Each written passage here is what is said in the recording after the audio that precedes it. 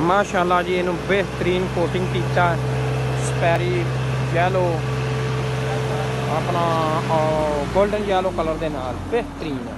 ये हजे brand new आ, जो जेकर सड़ गया कलर तो फिर इंशाअल्लाह ताला ये अपना विच रंग वो सेम उंज दिखाएगा सेम।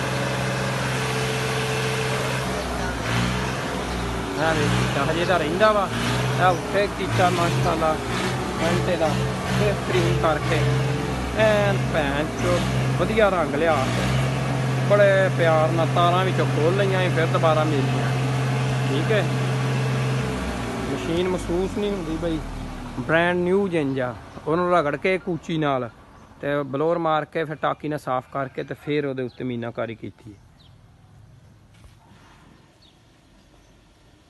हुण इहदा ऐन लंघ जगह हजे इहदे ते रंग वजना बेताशा